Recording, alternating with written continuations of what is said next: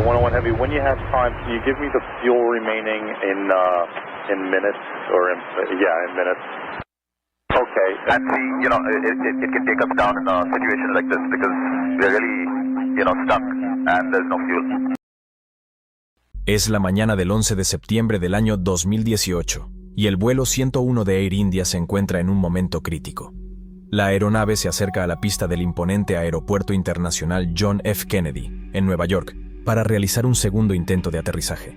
Sin embargo, los instrumentos de navegación han arrojado numerosos fallos inesperados desde el inicio del vuelo, y la tensión en la cabina es palpable.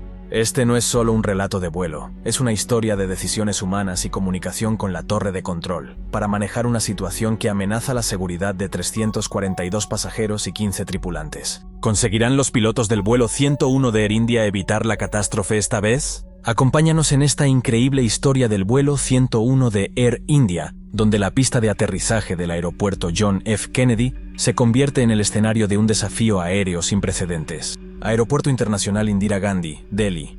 11 de septiembre del año 2018, nos encontramos en el punto de partida del vuelo 101 de Air India. Es una cálida noche, con una temperatura de 28 grados Celsius, y la aeronave con 342 pasajeros y 15 tripulantes se preparaba para su vuelo de 14 horas, con destino el Aeropuerto Internacional John F. Kennedy, en Nueva York, Estados Unidos. La ruta que seguiría el vuelo de Air India sobrevolaría países como Pakistán, la zona norte de Europa, el Océano Atlántico, Canadá y finalmente llegaría a Nueva York. La aeronave de este vuelo era un Boeing 777-300, estrenada por la compañía Air India en el año 2009.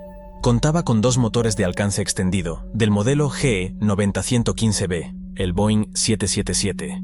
Normalmente es pilotado por dos pilotos, pero debido a que este vuelo tenía una duración de 15 horas, contó con 4 pilotos.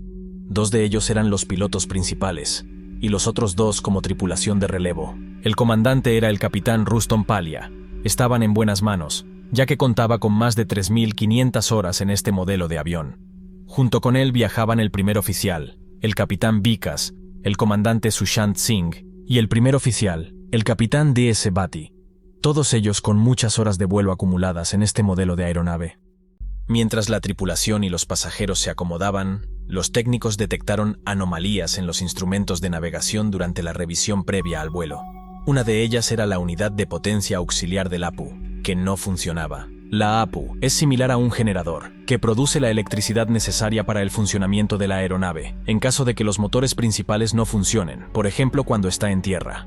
También proporciona ayuda para arrancar los motores. Ya que la APU no es esencial para volar, los pilotos acordaron que esto no era crítico, y decidieron continuar con su vuelo a Nueva York en esas condiciones. Antes de partir, el capitán Palia solicitó cargar combustible adicional.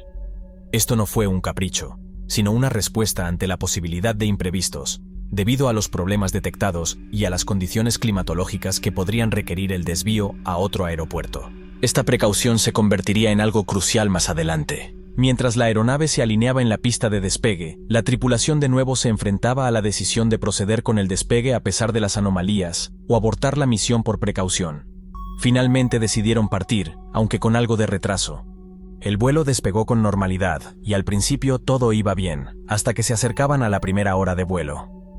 La aeronave se encontraba sobrevolando Pakistán, cuando apareció un mensaje de advertencia en la pantalla de mandos, que decía radioaltímetro de fuente única. Para ponernos en contexto, vamos a explicar brevemente cuál es la función de un radioaltímetro. El radioaltímetro es una especie de sensor de altura en un avión, que indica al piloto a qué distancia se encuentra la aeronave del suelo. Esto lo hace por medio de ondas invisibles que rebotan en el suelo y vuelven al sensor. Según el tiempo que tarde en volver la señal, ese determina la altura. El radioaltímetro es importante en el despegue y en el aterrizaje, momentos en los que es crucial saber a qué altura está el avión sobre la pista. El Boeing 777 lleva 3 radioaltímetros por seguridad. Esto es así por si falla un radioaltímetro. El avión dispone de otros 2 para proporcionar información precisa sobre la altitud. Pero lo que el mensaje de aviso estaba diciendo era que 2 radioaltímetros estaban fallando y solo funcionaba uno. Esto podría causar complicaciones al aterrizar. Otro inconveniente era cómo podían estar seguros los pilotos de que el único altímetro que funcionaba lo hacía correctamente. Aunque los aviones como este también tienen el altímetro barométrico como respaldo, este es menos preciso y no es tan esencial como el radioaltímetro en momentos críticos, como el aterrizaje. En el vuelo de Air India, el fallo de 2 de los 3 radioaltímetros generaba gran preocupación, ya que el altímetro barométrico no es tan fiable en situaciones cruciales. El altímetro barométrico utiliza la presión atmosférica para calcular la altura sobre el nivel del mar. Se basa en que la presión atmosférica disminuye al aumentar la altitud. Volvemos al vuelo cuando llevaba una tercera parte del trayecto recorrido. Sobrevolando el océano Atlántico, de nuevo salta la alarma indicando un segundo problema. El nuevo aviso recibido informaba que el sistema TCAST no funcionaba correctamente. El sistema TCAST sirve para evitar colisiones de tráfico. Se trata de un sistema de alerta de tráfico aéreo que ayuda a mantener la seguridad. Es muy útil en las maniobras de despegue y aterrizaje en zonas de gran tráfico, como en aeropuertos grandes como el JFK de Nueva York. Aunque no es esencial en este tipo de vuelos, puede ser muy útil para evitar problemas en situaciones de tráfico aéreo intenso, como ocurriría a la llegada a Nueva York. En este momento del vuelo, su fallo no era crítico, pero la sensación de preocupación se agravó debido a los fallos varios que estaban experimentando. No es habitual que varios instrumentos no relacionados empiecen a fallar a la vez. El APU no funcionaba antes del despegue. Los radioaltímetros comenzaron a dar fallo después del despegue, y ahora también fallaba el TCAST. La situación se complicaba, y lo que era peor, ¿podría haber algún problema mayor y desconocido en el avión que estuviera causando todos estos fallos?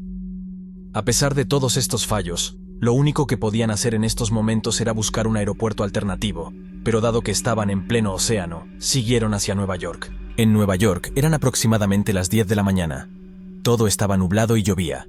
El vuelo 101 de Air India tenía asignada la pista 4R. El METAR indicaba una visibilidad de 1/4 de milla para la pista y una visibilidad vertical de 200 pies. El vuelo Air India 101 estableció contacto con la torre de control cuando entró en el espacio aéreo de Nueva York. Good morning, Air India 101, final 4 right. Air India 101 Heavy, Kennedy Tower, good morning, you're following an Embraer short final, wind 040 at 4, RVR 3000, runway 4 right, clear to land. 4 right, clear to land, Air India 101. Tras obtener la autorización de aproximación a la pista 4R en el aeropuerto JFK, los pilotos intentaron utilizar el ILS para captar las señales del localizador y guiar su avión hacia la pista de aterrizaje. Sin embargo, a pesar de sus esfuerzos, el ILS no lograba captar las señales del localizador, indicando que su sistema de aterrizaje instrumental también había fallado. El ILS desempeña un papel crucial en el aterrizaje al utilizar señales de radio y antenas en la pista para guiar al avión de manera segura, especialmente en condiciones climáticas adversas. Este dispositivo no solo ayuda en el proceso de aterrizaje, sino que también permite el aterrizaje automático. En este caso, al no ajustarse a las señales enviadas desde la pista, la tripulación optó por dirigir manualmente el avión hacia la dirección correcta e intentó una aproximación LNAV-VNAV. La aproximación LNAV-VNAV emplea un sistema GPS similar al de los automóviles para aproximar el avión a la pista. A diferencia del ILS, sin embargo, la aproximación LNAV-VNAV no es tan exacta, con una precisión lateral de 0,3 millas náuticas. Por ello, los pilotos necesitan tener contacto visual con la pista antes de aterrizar. Mientras se acercaban a la pista, los pilotos desplegaron el tren de aterrizaje. Justo en ese momento, se generó otro aviso en la cabina que indicaba un problema con el mismo. Tras verificarlo, descubrieron que el tren de aterrizaje había bajado correctamente, siendo una falsa alarma. A pesar de esto, la distracción añadida se sumó a la carga de trabajo de los pilotos. El avión seguía avanzando a una velocidad de unas 4 millas por minuto. Debido a los fallos en los instrumentos y a los problemas con los avisos del tren de aterrizaje, los pilotos no pudieron estabilizar el avión para su aterrizaje, llevándolos a tomar la decisión de dar la vuelta e intentarlo nuevamente. Air India 101, going around, runway 4 right. Air India 101 Heavy, roger, fly runway heading, climb and maintain 2000. Runway heading 2000, Air India 101. Siguiendo las instrucciones de la torre de control, el avión se elevó a 2000 pies en dirección a la pista y los pilotos se comunicaron de nuevo con el controlador de Nueva York. Air India 101 having on west runway 4 right, maintaining 2000, heading 100. Air India 101 Heavy, thank you, radar contact, turn right heading 180, altimeter 3011. Siguiendo las instrucciones de la torre de control, el avión se elevó a 2000 pies en dirección a la pista y los pilotos se comunicaron de nuevo con el controlador de Nueva York. Radar Air India 101, could we have longer vectors? We were facing some instrument problems as well. Yes, okay, it's pretty busy there, so yeah, you can plan a little bit longer final. Was that the reason for the go-around? AFIRM, because we lost the localizer, we lost and our minima changed, and so there were a lot of issues involved. So we're trying to sort that out, if we can even continue with this approach. ¿Qué es un techo de nubes? El techo de nubes representa la altura que existe desde el suelo hasta la parte más baja de las nubes. Este indicador es crucial para los pilotos, ya que les indica a qué altura sobre el suelo podrán comenzar a visualizar el terreno. En caso de tener un sistema de aterrizaje instrumental, ILS operativo y la capacidad de aterrizar automáticamente, podrían hacerlo con un techo de nubes de 0 pies. Sin embargo, como los pilotos estaban realizando una aproximación sin ILS, necesitaban ver la pista para garantizar un aterrizaje en el lugar correcto. Para ello, requerían un techo mínimo de 550 pies. La torre de control informa al piloto del Air India 101 que el aeropuerto Kennedy y sus aeropuertos alternativos, Newark y Stewart, tenían un techo de nubes de 200 pies, lo que representaba una limitación significativa para los requisitos visuales necesarios durante la aproximación y el aterrizaje. Okay, well right now the weather that I have is showing indefinite ceiling 200 at Kennedy. RVR is 4,500, so that's gotten a little bit better. Yeah, okay, the visibility is fine, but the problem we are facing is with the ceiling, because we can't continue with the ILS with a ceiling of 200, because every time we try to lock on to the localizer, the instrumentation doesn't allow us to do that. Okay, so you cannot do like an autoland or something? No, autoland is not available, because both, we've got two radio altimeter failures, so we're on one radio altimeter, we've got TCAS failures, we've got all multiple instrument failures. Okay, so let me try and find, so you need something with a better, so what ceiling do you need? We need something where we, we have, where we can do like a non-precision approach, and, anything above like 600 or so. Okay, I got it. Okay, I understand now. Just fly heading 220, let me find some weather, pull some weather up and let me find something. Okay, thanks. Se plantea otro inconveniente para los pilotos en ese momento. Deseaban conservar el combustible restante para tener la posibilidad de realizar múltiples intentos de aterrizaje, en caso de que fuera necesario. Esto implicaba que debían buscar un aeropuerto cercano al área de Nueva York para aterrizar, y no tenían la opción de dirigirse a lugares más distantes como Boston o Washington para realizar el aterrizaje allí. A medida que su suministro de combustible disminuía, los pilotos comenzaban a recurrir a las reservas. El combustible extra que habían cargado en Delhi estaba mostrando su utilidad. And just before I go away, what was your potential alternate? The primary alternate was Newark, and the secondary alternate is Stewart, but both seem to be, in the same sort of situation. Gotcha. Okay, I'm going to do some research. I'll get back to you in a second. Just hang on a second. Yeah, thank you. Air India 101 Heavy, I'm having trouble finding anything that's really that good. I have Albany is 600 feet overcast, and Boston, Logan would be 500 overcast. I'm trying to find Washington Dulles is at 200 feet also. Okay. We were just checking Boston as well, because we're getting a little low on the fuel as well, so we need to decide quick.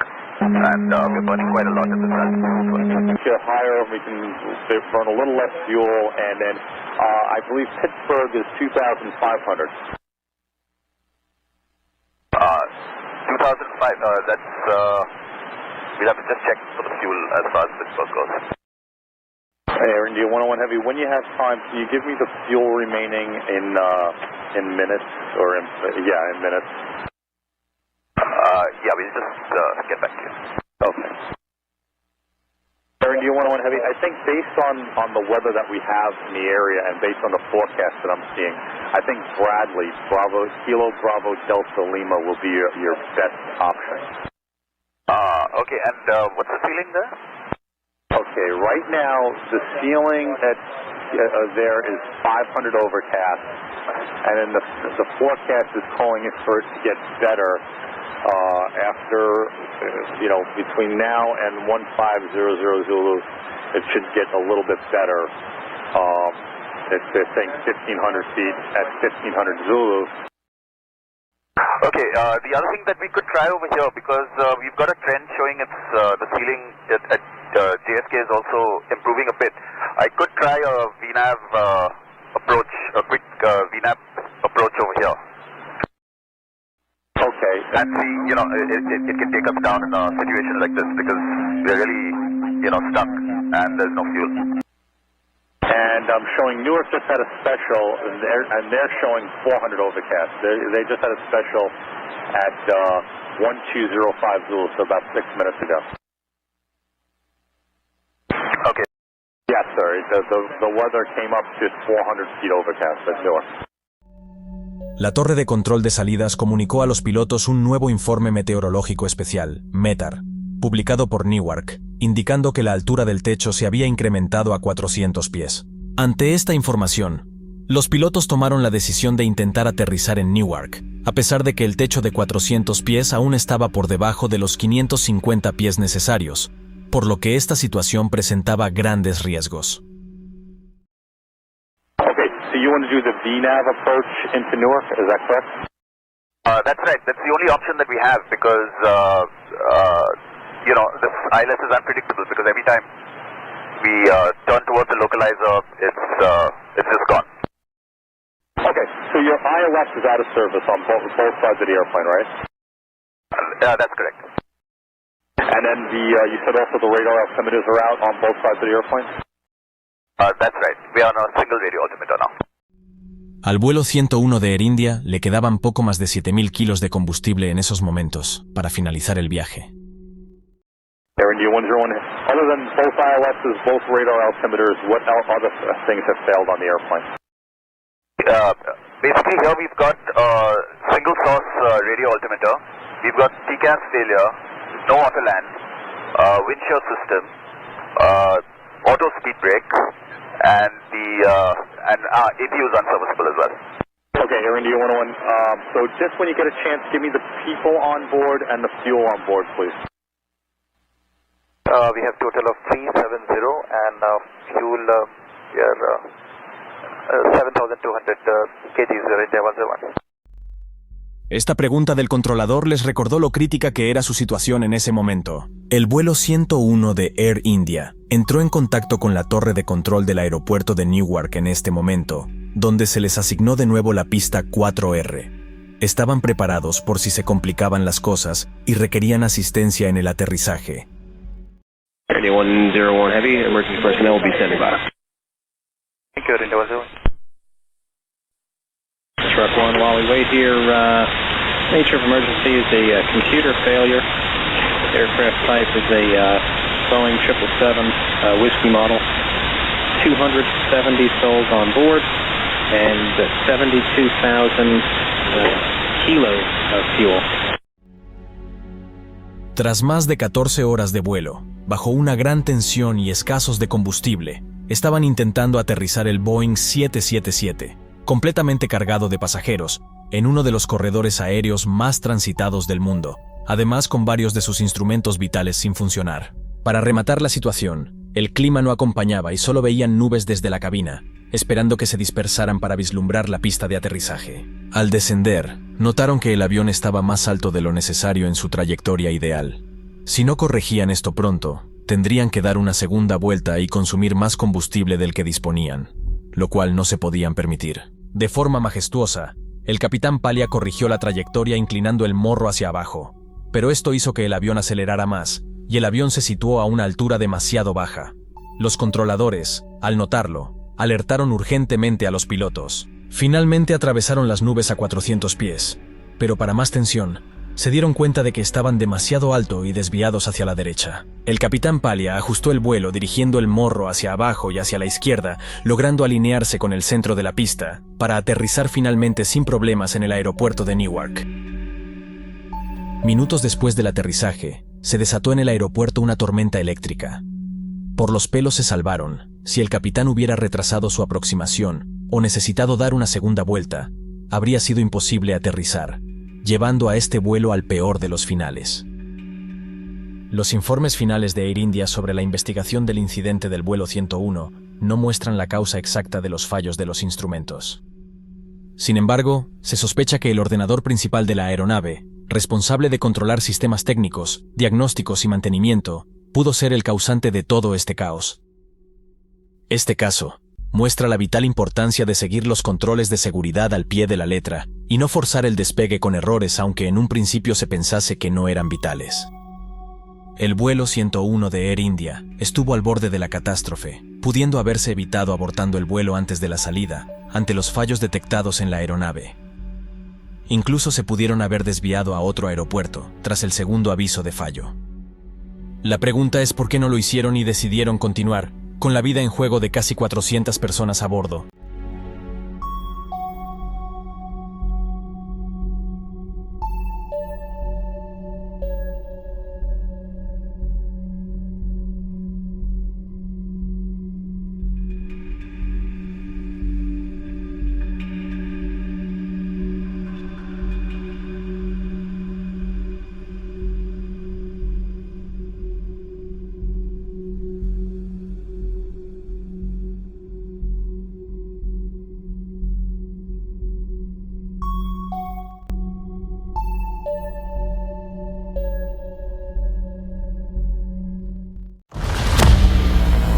...5 de marzo de 2016... Nueva York, Aeropuerto de LaGuardia. En ese momento hay una gran tormenta de nieve. Los equipos de limpieza del aeropuerto estaban en alerta desde el día anterior y estaban realizando labores de limpieza de nieve de las pistas para mantenerlas lo más seguras posible. Un avión MD-88 de Delta Airlines se encuentra en la fase final de su aterrizaje, acercándose a la pista 13 del Aeropuerto Internacional de LaGuardia. Los pilotos se preparan para aterrizar en condiciones muy difíciles. El avión lleva mucho peso, la pista es corta, y cuando descienden saliendo de las nubes a pocos segundos del aterrizaje, descubren algo que no esperaban. Cualquier error podría hacer que el avión se deslice fuera de la pista, terminando en las gélidas aguas de la bahía de Flushing. Esta es la historia del vuelo 1086 de Delta Airlines.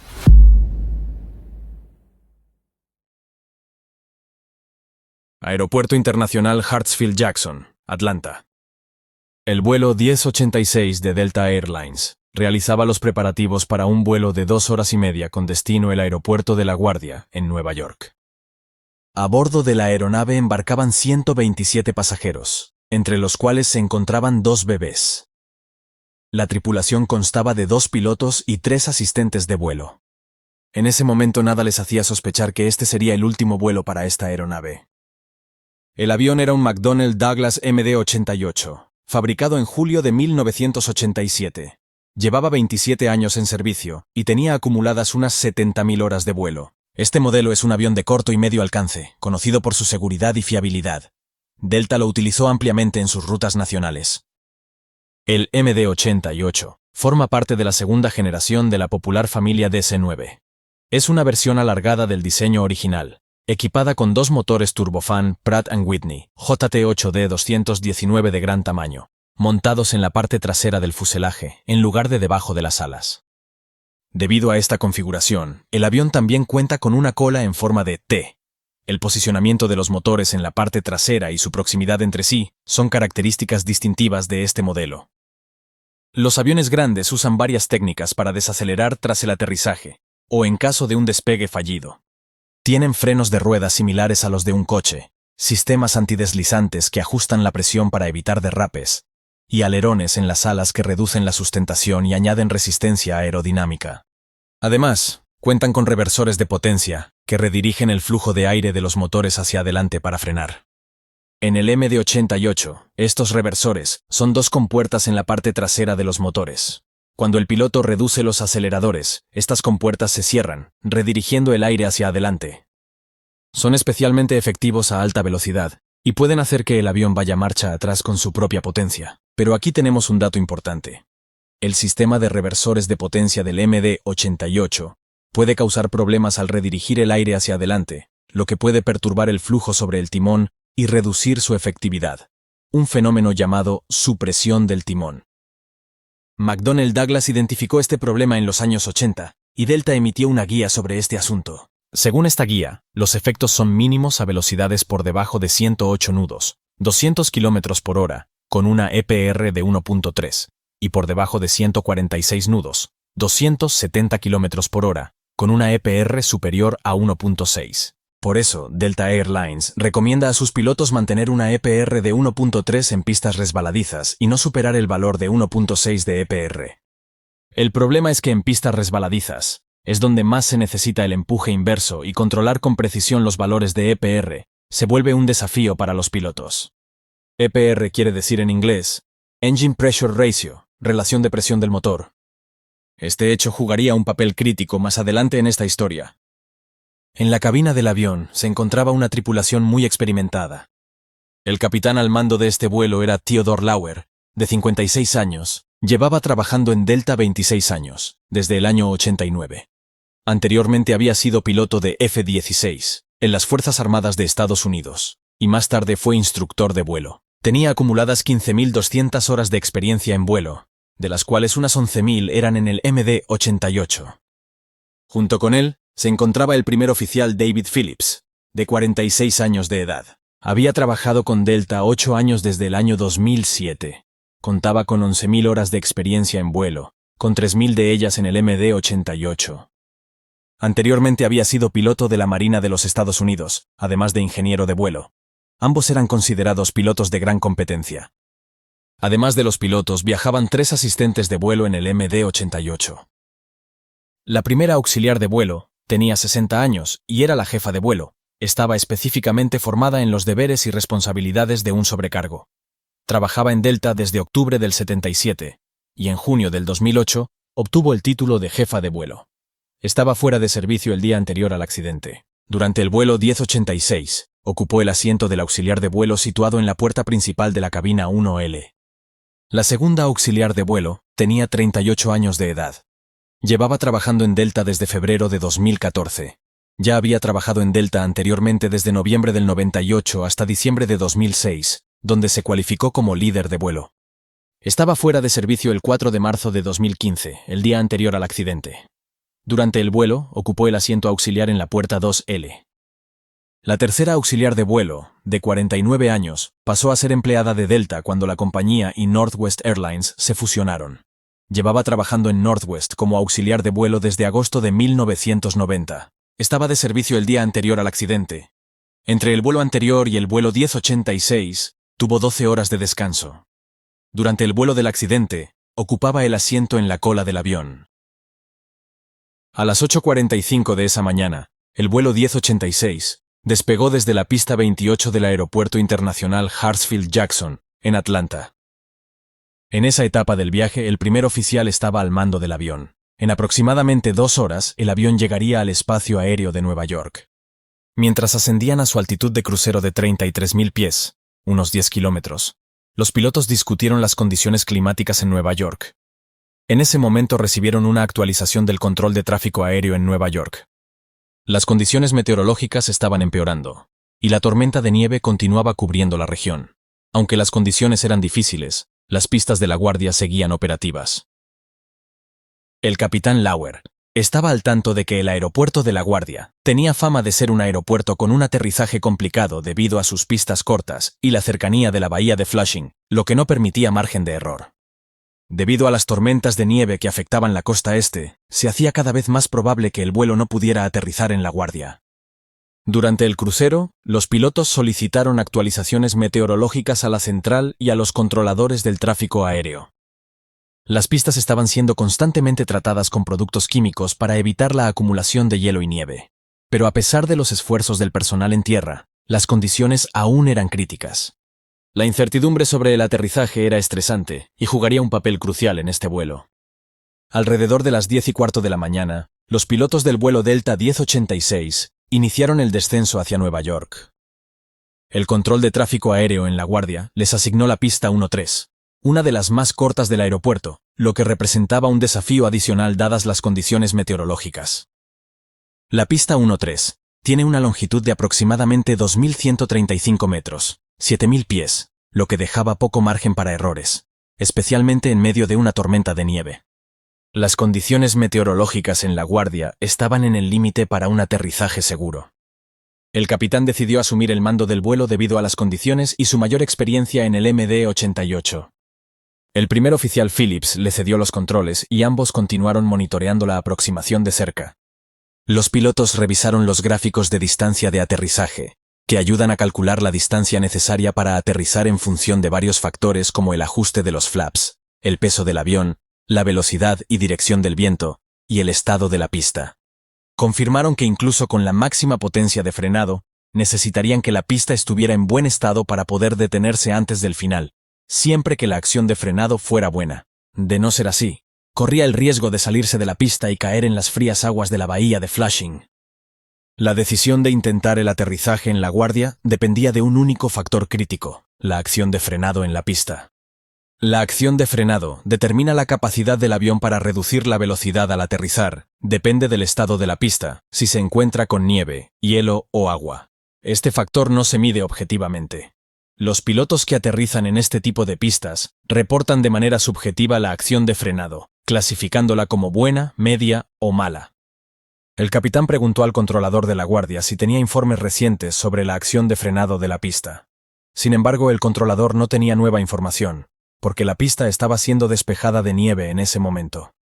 Las operaciones de limpieza continuaron durante unos 30 minutos más, y mientras tanto, todos los vuelos entrantes, incluido el vuelo Delta 1086, recibieron instrucciones de mantenerse en patrones de espera sobre Nueva York.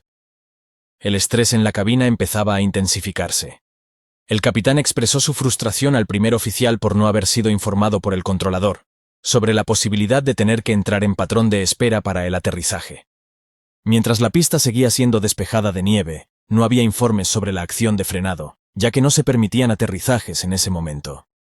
El capitán temía que después de esperar un tiempo prolongado, se descubriera que la acción de frenado fuera media o mala, lo que significaría que tendrían que desviarse a otro aeropuerto. Si pudieran obtener información sobre la acción de frenado antes de que se despejara la pista, la tripulación podría decidir si merecía la pena la espera, o lo mejor era desviarse inmediatamente a otro aeropuerto. Además, la tripulación discutió el tipo de frenado que aplicarían al aterrizar.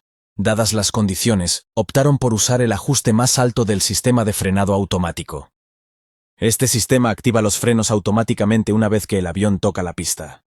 En condiciones normales, se utilizaría un ajuste bajo o medio, pero dada la corta longitud de la pista en La Guardia y las condiciones de la pista resbaladiza, el capitán decidió que sería necesario utilizar el freno automático en su máxima configuración. Los pilotos consideraron la posibilidad de aplicar el frenado manual máximo, que es aún más potente que el automático. Sin embargo, decidieron no hacerlo, ya que el capitán mencionó que nunca lo había utilizado antes y no era el mejor momento para hacer pruebas. A las 10:45 de la mañana, el control de tráfico aéreo de La Guardia informó que un vuelo que acababa de aterrizar reportó que la acción de frenado en La Guardia había sido mala. Al recibir la advertencia, la tensión en la cabina del vuelo Delta 1086 se disparó. El capitán, con gran preocupación, le dijo al primer oficial que con esas condiciones el aterrizaje no sería posible. Sin embargo, apenas unos minutos después, una nueva transmisión llegó. Otra aeronave había aterrizado en La Guardia y reportaba que la acción de frenado era buena. Aunque el vuelo anterior había informado que la acción de frenado en la pista 13 era buena, el capitán Lauer sabía que cualquier fallo podría tener consecuencias graves dada la corta longitud de la pista y la proximidad a la bahía. Una gran inquietud persistía en el capitán. La toma de decisiones para los pilotos es complicada cuando se enfrentan a informes subjetivos, especialmente al aterrizar un avión pesado a alta velocidad. En aeropuertos como La Guardia, donde la pista está cerca de aguas heladas, el riesgo es mayor.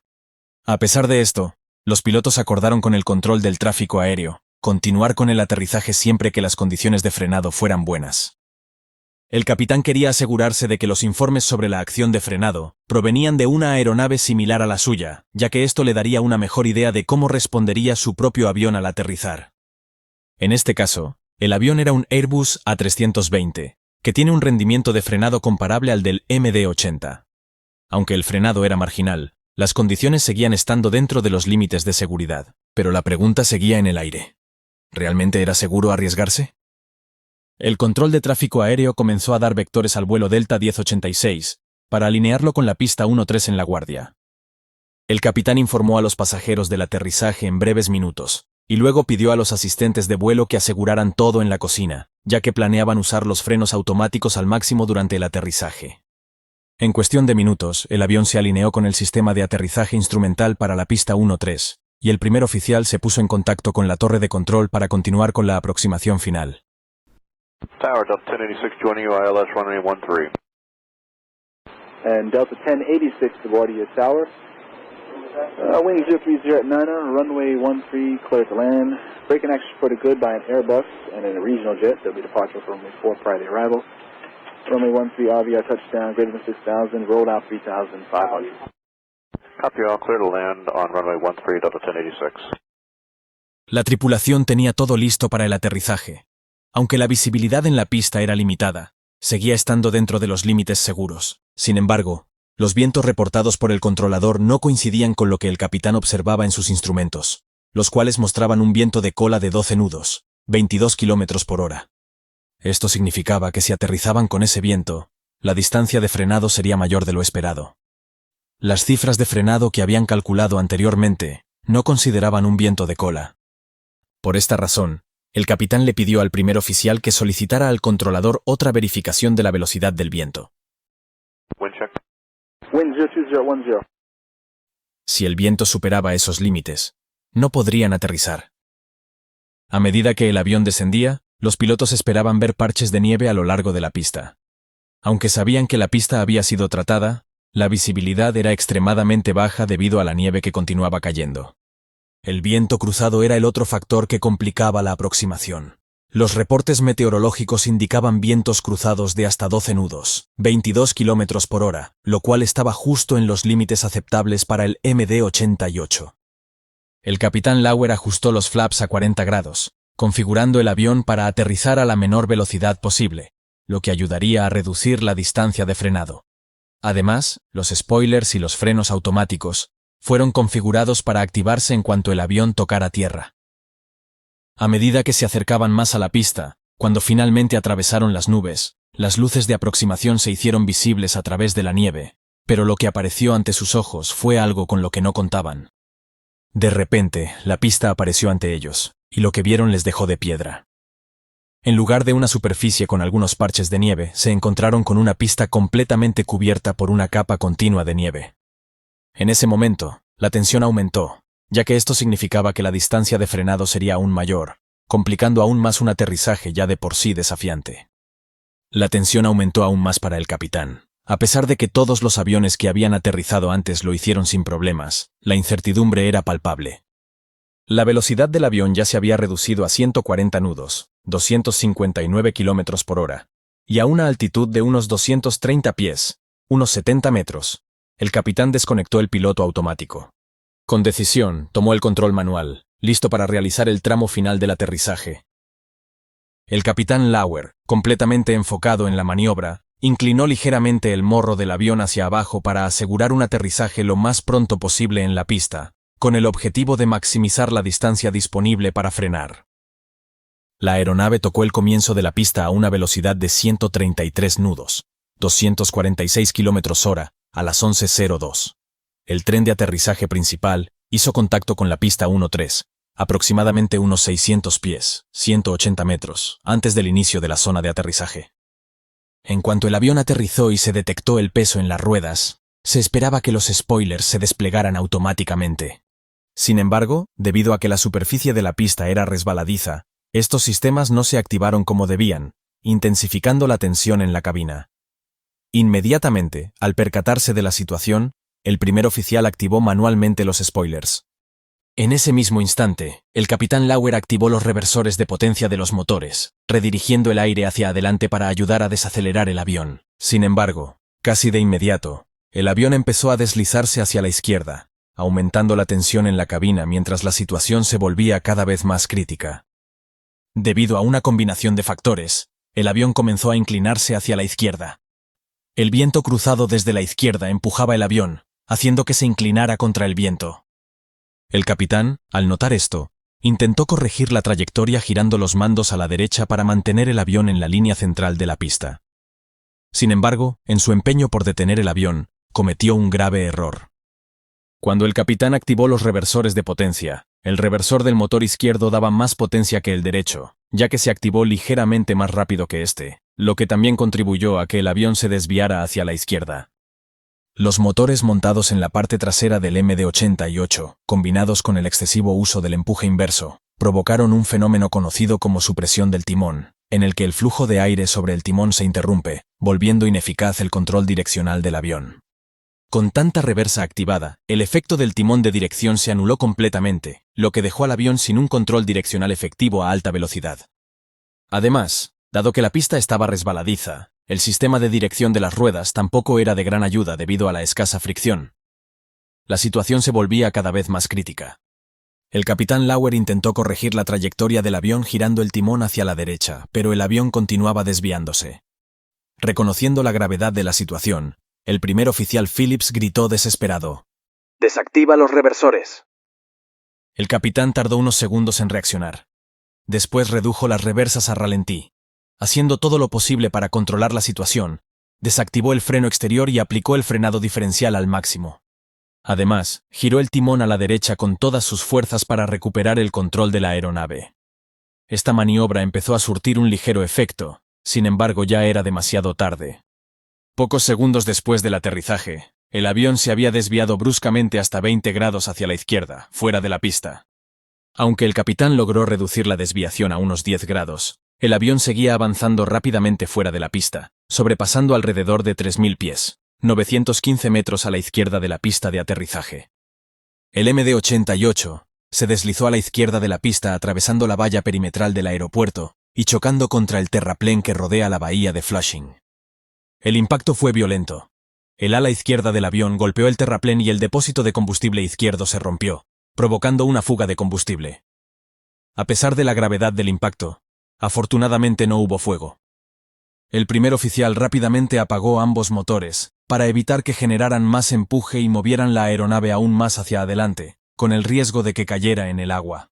Esta acción también cortó la energía eléctrica a la grabadora de voz de cabina, por lo que el último sonido registrado fue el ruido desgarrador del ala izquierda raspando contra el muro de contención. Sin embargo, el avión continuó su movimiento. Finalmente, a las 11:03, la nariz del avión atravesó una cerca en la parte superior del muro de contención. La aeronave se detuvo con el morro de la cabina y la rueda delantera del tren de aterrizaje colgando sobre el borde del terraplén, a escasos metros de las frías aguas de la bahía de Flushing, mientras el resto del avión quedaba atrapado en el muro de contención. En una situación como esta, la tripulación de cabina puede iniciar una evacuación por su cuenta si no hay comunicación desde la cabina y se identifica claramente una amenaza. Sin embargo, en este caso, la aeronave aún estaba en posición vertical, no había fuego ni peligro inmediato visible y no se encontraban en el agua. Por lo tanto, esperaron instrucciones del capitán. El problema era que el accidente había dañado las baterías de la aeronave, afectando también el intercomunicador y el sistema de megafonía. Aunque intentaron poner en marcha la APU para restaurar la energía, no tuvieron éxito. Mientras tanto, el controlador de la torre había perdido el contacto visual con el avión debido a la nevada. El controlador no había visto el accidente, y al intentar comunicarse varias veces sin éxito, asumió que la aeronave había cambiado a la frecuencia terrestre sin avisar. Inmediatamente, se centró en el siguiente avión en la cola de aterrizaje. Delta 1086. Delta 1086.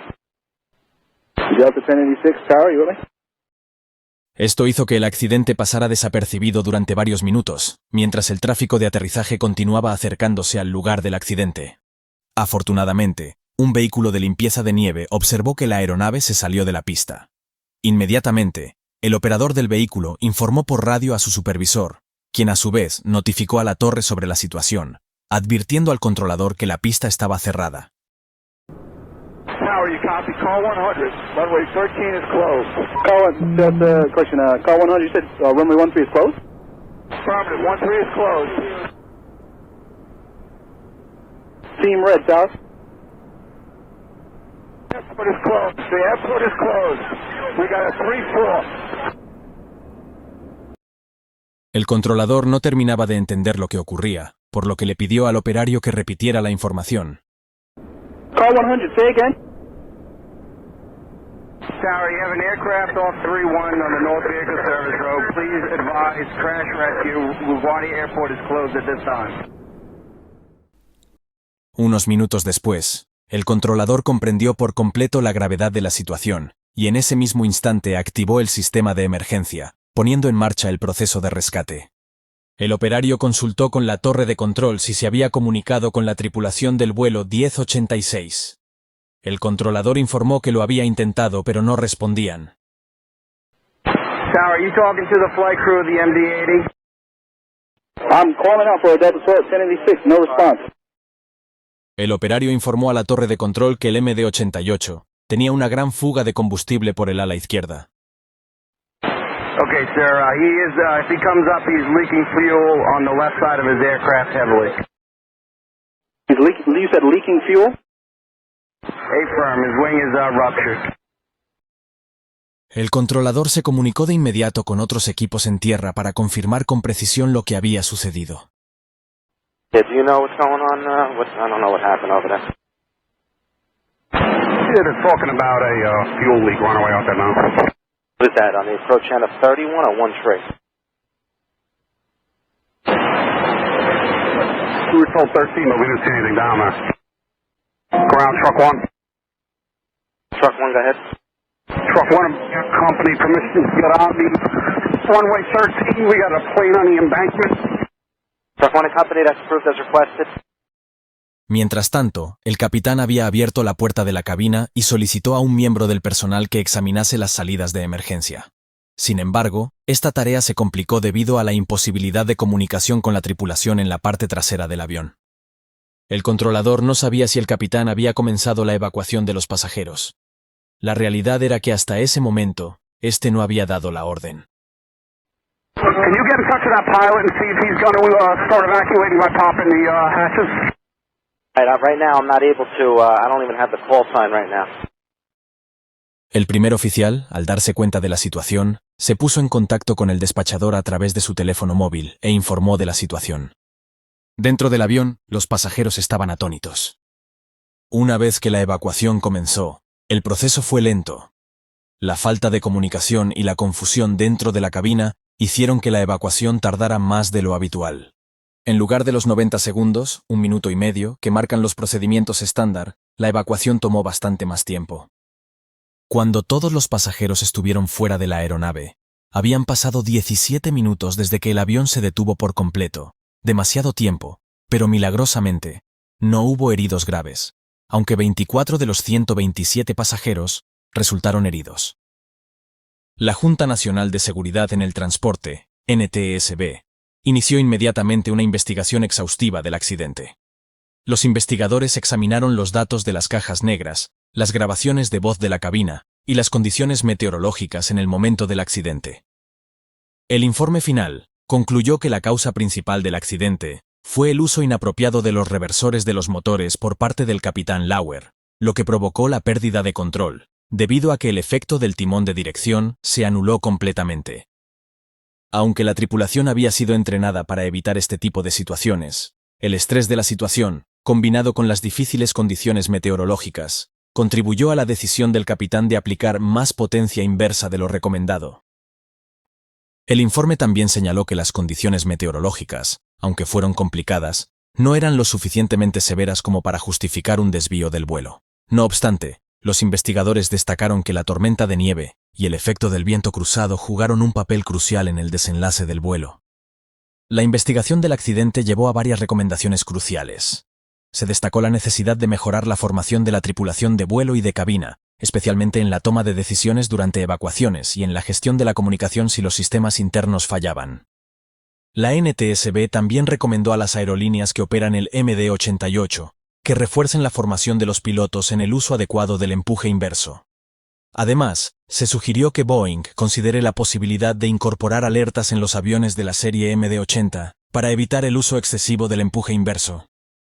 Además, se identificó la necesidad urgente de proporcionar a los pilotos un acceso más confiable a los datos sobre el estado de las pistas antes de aterrizar, particularmente en pistas que puedan estar contaminadas. Estos cambios fueron considerados vitales para evitar incidentes similares en el futuro.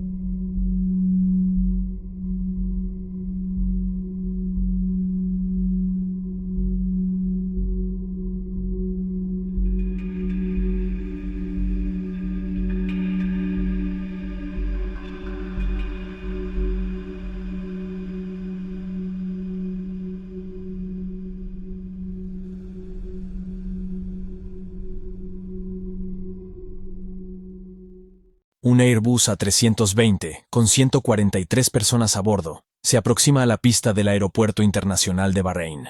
El avión vuela demasiado alto y a una velocidad excesiva para un aterrizaje seguro.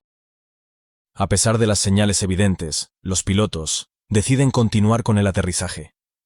Al acercarse al punto de contacto con la pista, se dan cuenta de que la situación es insostenible. El capitán decide abortar el aterrizaje y ejecutar una maniobra de ascenso para intentar una nueva aproximación. Sin embargo, durante esta maniobra, los instrumentos del avión comienzan a mostrar lecturas que el capitán no puede entender. Lo que sigue es una cadena de eventos marcada por la confusión, el pánico y decisiones críticas que determinarán el destino del vuelo. Esta es una historia sobre el conflicto que surge cuando dos personalidades muy diferentes se enfrentan en la cabina. Esta es la historia del vuelo Gulf 72. 23 de agosto del año 2000. Aeropuerto Internacional de El Cairo.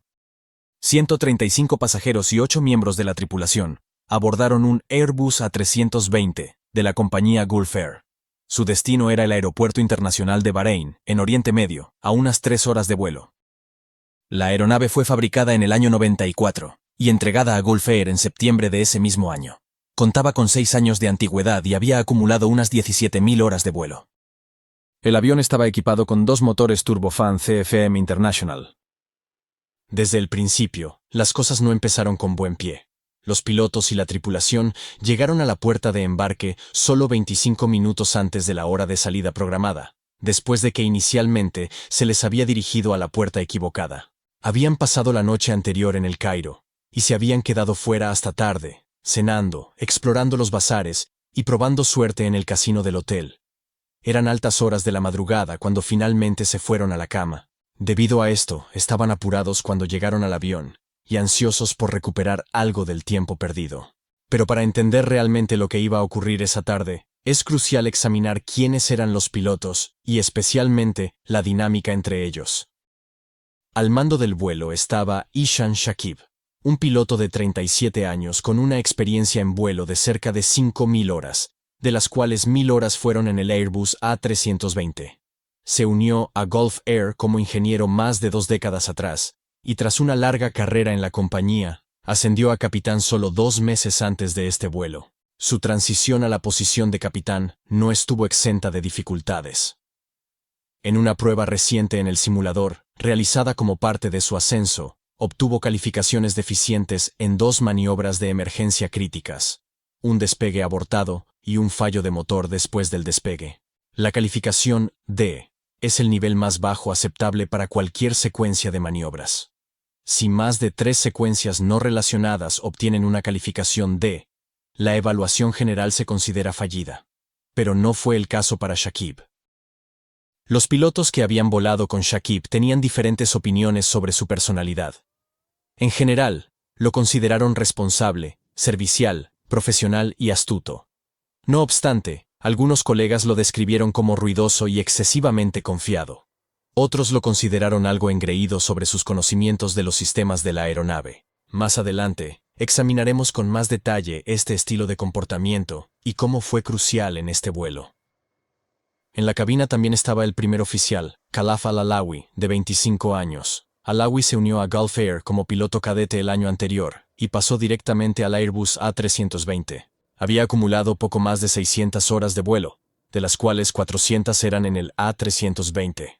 Durante su examen de competencia inicial en el Airbus A320 el año anterior, enfrentó dificultades en varias áreas clave y recibió calificaciones deficientes en varios aspectos de la evaluación, lo que resultó en un suspenso. Más tarde, volvió a realizar la verificación y aprobó. Pero el capitán Shakib indicó que Alawi aún tenía problemas con los procedimientos de aproximación y salida en aeropuertos desconocidos. Afortunadamente, ese día volaría desde su base en Bahrein, con la que estaba familiarizado. Sin embargo, en este vuelo, el principal desafío no serían las habilidades de vuelo del primer oficial, sino su personalidad. Un instructor del simulador recordó que durante una sesión de formación, el primer oficial no cuestionó ni corrigió al capitán, incluso cuando éste excedió intencionadamente la velocidad de rodaje de 30 nudos establecida en los procedimientos operativos estándar de Gulf Air. El contraste entre la personalidad del capitán y el primer oficial era cóctel letal. Alrededor de las 4:40 de esa tarde, el vuelo 72 comenzó su maniobra de retroceso desde la puerta en El Cairo. Los pasajeros se prepararon para el viaje, sin saber que se estaba gestando un problema en la cabina. Con un retraso de casi 1 hora, el avión finalmente inició su rodaje hacia la pista. El capitán Shakib pilotaría el avión rumbo a Bahrein, mientras que el primer oficial Alawi se encargaría de las comunicaciones por radio. A las 4:50, el capitán alineó el avión con la pista y aplicó a los motores la potencia correspondiente para el despegue. En cuestión de segundos, el vuelo 72 estaba en el aire, rumbo al este hacia Bahrein. No tardaron en alcanzar su altitud de crucero, y los pasajeros comenzaron a relajarse, mientras la tripulación iniciaba el servicio de a bordo. Hasta ese momento, todo parecía normal. El ambiente en la cabina era relajado mientras los pilotos desplegaban sus mesas para disfrutar de su comida. El diseño de la cabina del Airbus A320, que ha permanecido prácticamente inalterado desde la década de 1980, se centra en la ubicación lateral del sidestick. A diferencia de los sistemas convencionales, el sidestick no está conectado directamente a las superficies de control del avión mediante cables y poleas. Cuando los pilotos mueven la palanca, este movimiento es transmitido a una serie de computadoras que lo analizan, procesan y luego envían señales electrónicas para ajustar los controles. Este sistema, conocido como fly-by-wire, proporciona una capa adicional de seguridad y asegura maniobras suaves para la comodidad de los pasajeros. Sin embargo, como veremos a continuación, estas protecciones adicionales tienen sus límites. Poco después de las 7 de la tarde, los pilotos comenzaron su descenso hacia Bahrein. El control de tráfico aéreo les autorizó a descender hasta una altitud de 7.000 pies. Durante el descenso, el capitán solicitó que se realizara la lista de verificación de aproximación. El primer oficial comenzó a leerla, y al llegar al punto referente a la sesión informativa de aproximación, el capitán confirmó este punto. Sin embargo, esta fue la primera señal de un problema en la cabina, ya que en realidad no habían realizado dicha sesión informativa. El objetivo de una sesión informativa de aproximación es permitir a los pilotos discutir cualquier desafío que la aproximación pueda presentar y asegurarse de que ambos estén alineados sobre lo que deben esperar y cómo actuar. Esta sesión es crucial, ya que no solo garantiza que ambos pilotos comprendan las condiciones que se encontrarán durante la aproximación, sino también qué acciones realizará cada uno. Normalmente, la sesión informativa de aproximación se lleva a cabo durante el vuelo de crucero, poco antes de que comience el descenso, ya que es cuando la carga de trabajo de los pilotos es menor. Sin embargo, los pilotos del vuelo 72 continuaron su ruta hacia el aeropuerto de destino, sin haber realizado esta sesión crucial. En esta aproximación, la sesión informativa habría sido muy importante, ya que los pilotos se enfrentarían a una aproximación de no precisión. Una aproximación de no precisión es aquella en la que los pilotos reciben guía horizontal hacia la pista a través de una radiobaliza, pero no cuentan con guía vertical. Esto significaba que, durante la aproximación del vuelo 72, mientras el capitán controlaba la aproximación, el primer oficial tendría la responsabilidad de monitorear cuidadosamente la posición del avión, indicando las altitudes y distancias correctas según la carta de aproximación. El capitán tendría que alcanzar las altitudes específicas en los puntos determinados a lo largo de la aproximación hacia la pista. En este tipo de aproximación especialmente, se requería que la tripulación actuara con extrema precisión y cuidado. Sin embargo, lo que los pilotos hicieron a continuación resultó aún más desconcertante. La aeronave descendió a 3.500 pies, y los pilotos recibieron autorización del control de tráfico aéreo para proceder de forma autónoma hacia la pista 12 en Bahrein. Los pasajeros fueron informados de que en breves momentos daría lugar el aterrizaje. Aunque fuera de la cabina estaba todo oscuro, las condiciones meteorológicas en Bahrein eran favorables: cielos despejados, vientos ligeros y una temperatura de unos 34 grados. Todo parecía transcurrir con normalidad, mientras el avión continuaba su aproximación. Durante el descenso, el capitán introdujo los detalles de la aproximación en la computadora de gestión de vuelo. A partir de estos datos, la computadora calculó las velocidades de aproximación final, así como las limitaciones de altitud y velocidad para la aproximación y una posible aproximación frustrada. Una particularidad del espacio aéreo de Bahrein es la ausencia de un límite de velocidad por debajo de los 10.000 pies. En la mayoría de los espacios aéreos del mundo, las aeronaves están limitadas a 250 nudos, aproximadamente 460 km/h, a altitudes inferiores a los 10.000 pies. Esta restricción se debe al mayor riesgo de colisión con aves a bajas altitudes, ya que los parabrisas de los aviones comerciales suelen estar diseñados para soportar impactos con aves solo hasta esa velocidad. Además, es más sencillo para el control de tráfico aéreo gestionar aviones que vuelan a velocidades más bajas. Aunque en este espacio aéreo no había un límite de velocidad, hubiera sido prudente que los pilotos del vuelo 72 redujeran la velocidad a medida que se acercaban al aeropuerto. Para aterrizar de manera segura, es crucial mantener una velocidad lenta y estable durante la aproximación. Sin embargo, el capitán había desactivado el control de velocidad automático en la computadora de gestión de vuelo. Como resultado, cuando estaban a solo unas 12 millas del aeropuerto, el avión estaba volando a una velocidad excesiva de 315 nudos, unos 580 km/h. Si no reducían la velocidad pronto, no podrían realizar un aterrizaje seguro. A pesar de que el capitán estaba al mando del avión, el primer oficial también tenía la responsabilidad de cuestionar y corregir al capitán si tomaba decisiones inadecuadas, lo que claramente era necesario en esta situación.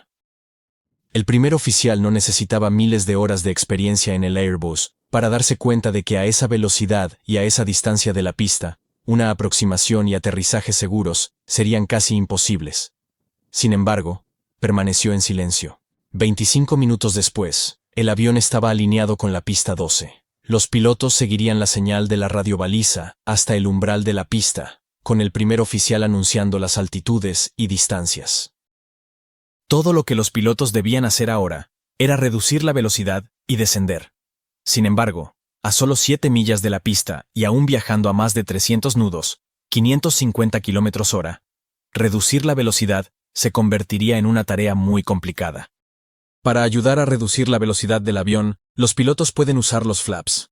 Sin embargo, a la velocidad actual, desplegar los flaps podría ser perjudicial. El capitán tenía otra herramienta disponible, los frenos de velocidad. Estos son paneles ubicados en la parte superior de las alas que se despliegan en el flujo de aire para ayudar a reducir la velocidad del avión.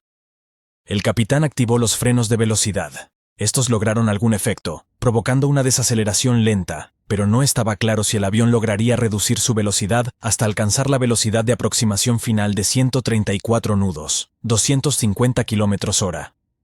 Según los procedimientos operativos estándar de Gulf Air, los pilotos no deben esperar hasta el umbral de la pista para comprobar la efectividad de la desaceleración. En cambio, hay un procedimiento de verificación que se realiza a 500 pies de altitud. Si la aeronave no se encontraba a una velocidad cercana a la indicada, en la senda de planeo correcta, con el tren de aterrizaje desplegado y los flaps configurados a 500 pies de altitud, la tripulación debía realizar una aproximación frustrada. Ambos pilotos estaban al tanto de esta norma. A medida que el avión se aproximaba, era crucial estar estables a 500 pies para proceder de manera segura con el aterrizaje. El control de tráfico aéreo dio la autorización para que el vuelo 72 aterrizara. Estaban a solo 5 millas de la pista, 8 kilómetros, y el avión debería estar en su velocidad de aproximación final de 134 nudos, 250 kilómetros por hora. Sin embargo, aún estaban a 220 nudos, 400 km/h. Los flaps deberían haber estado completamente extendidos, y el tren de aterrizaje desplegado, pero debido a la alta velocidad mantenida hasta ese momento, los pilotos no habían podido configurar estos elementos a tiempo. La tensión se palpaba en cabina y parecía cada vez más claro que no alcanzarían la pista. Finalmente redujeron suficientemente la velocidad para extender la primera etapa de los flaps poco después de pasar los 1500 pies. El primer oficial bajó el tren de aterrizaje en un intento por reducir aún más la velocidad. Aunque la velocidad comenzó a disminuir, todavía estaban muy por encima de la velocidad de aproximación final. Una vez que el capitán visualizó la pista, desconectó el piloto automático y asumió el control manual del avión. Le recordó al primer oficial que debían estar estables a 500 pies durante el descenso. Los pilotos estaban cada vez más preocupados por la posibilidad de llegar a la pista. En la parte trasera del avión, los pasajeros permanecían ajenos a la situación, pero pronto se darían cuenta de que algo había salido mal. Cuando el avión alcanzó los 700 pies y con apenas 1 milla, 1,5 kilómetros para llegar a la pista, el capitán admitió que la situación era insostenible y que no conseguirían aterrizar con éxito. Aunque el capitán tardó en aceptar la realidad, tomó la decisión correcta al optar por abortar la aproximación. En el aeropuerto de Bahrein, para la pista 12, el procedimiento de aproximación frustrada requería que los pilotos continuaran ascendiendo en dirección a la pista hasta alcanzar los 2500 pies, y después giraran a la derecha para reincorporarse a la trayectoria de aproximación. En ese momento el comportamiento del capitán resultó desconcertante. En lugar de seguir el procedimiento estándar para una aproximación frustrada, ordenó al primer oficial que informara al control de tráfico aéreo que realizarían un giro de 360 grados a la izquierda, conocido como órbita. La intención detrás de esta maniobra era usar el tiempo adicional para reducir la velocidad, y una vez reposicionados en el rumbo de la pista, estar mejor preparados para un segundo intento de aterrizaje. Sin embargo, optar por realizar una órbita a solo 500 pies sobre el suelo y a apenas 1 milla de la pista, 1,5 kilómetros, fue una decisión extremadamente imprudente. No solo era improbable que esta maniobra funcionara, sino que además era extremadamente peligrosa debido a la proximidad del avión al suelo. Si se iba a realizar una órbita, esta debería haberse llevado a cabo a una altitud segura y a una distancia considerable del aeropuerto. Era crucial que el primer oficial interviniera en este momento para asegurarse de que el capitán siguiera los procedimientos estándar de la aerolínea. Sin embargo, el primer oficial una vez más no dijo nada. Para completar el peligroso giro de 360 grados, el capitán necesitaba confiar en su pantalla de vuelo principal, que es el instrumento utilizado para controlar el ángulo de inclinación y la velocidad vertical del avión. Las avanzadas computadoras de control de vuelo del Airbus estaban diseñadas para asegurar que la órbita se realizara de manera controlada y estable en todo momento. En ese mismo instante, el capitán comenzó a comportarse de manera muy distinta a la que había aprendido en su entrenamiento, y comenzó a realizar movimientos bruscos con los controles, alternando entre ascensos pronunciados y descensos agudos, en lugar de hacer ajustes precisos con la palanca. Sus movimientos erráticos le llevaron a inclinar el avión hasta 36 grados, muy por encima del límite de 25 permitido para esa fase del vuelo.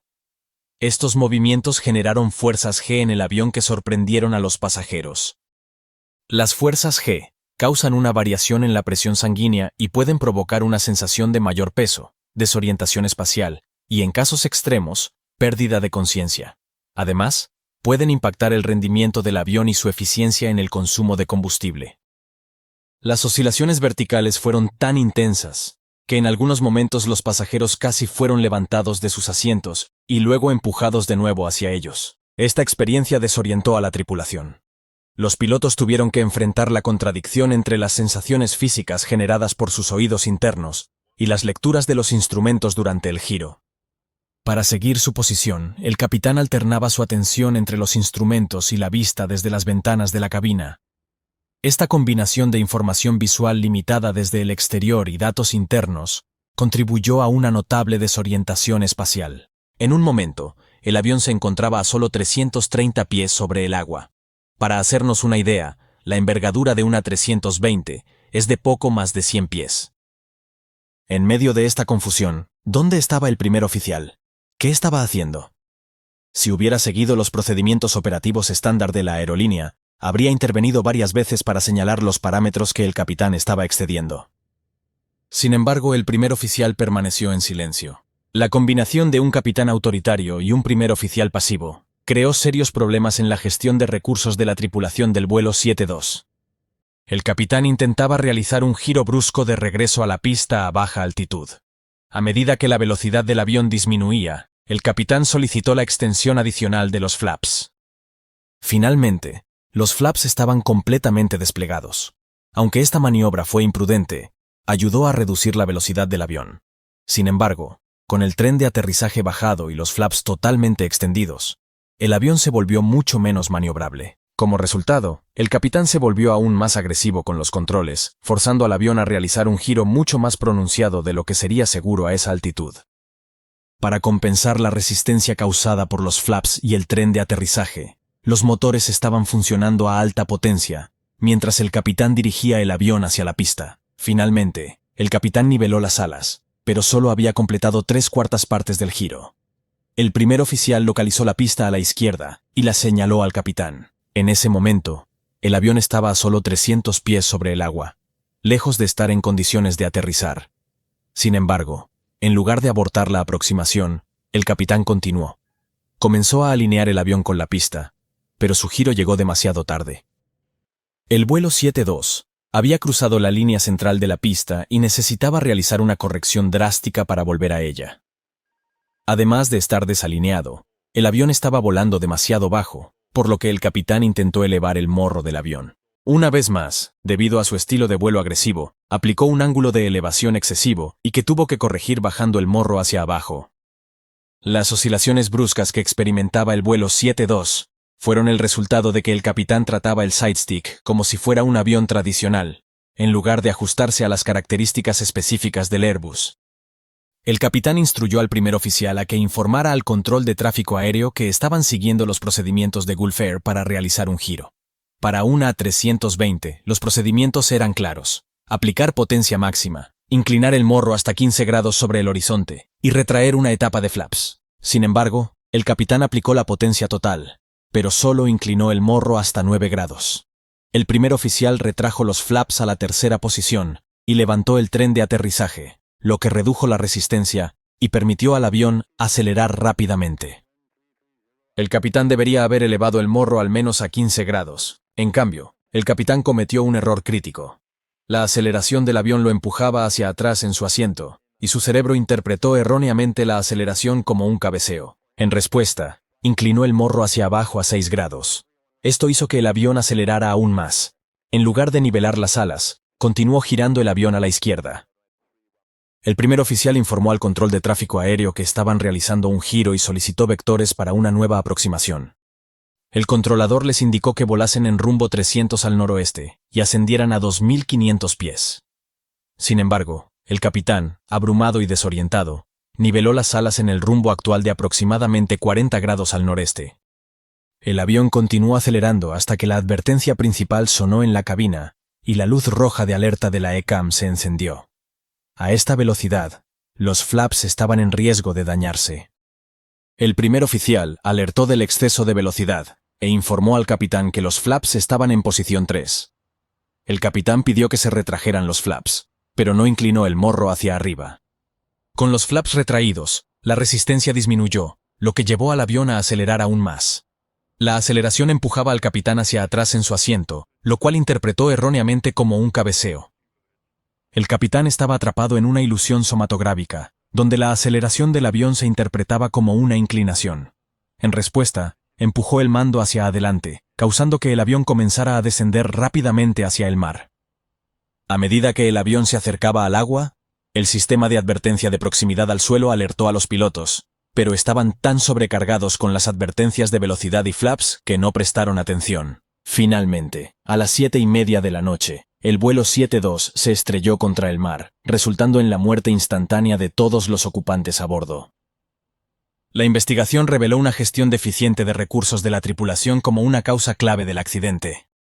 En aquel momento, Gulf Air no contaba con un programa de gestión de recursos de la tripulación, lo que podría haber evitado la falta de comunicación y la toma de decisiones inadecuada. La aerolínea tenía problemas graves de seguridad, incluyendo un mal cumplimiento de los procedimientos operativos estándar y deficiencias en la formación. Tras el accidente del vuelo 72, Gulf Air llevó a cabo cambios significativos en la dirección de la compañía, rediseño de la formación y estableció un programa integral de gestión de recursos de la tripulación.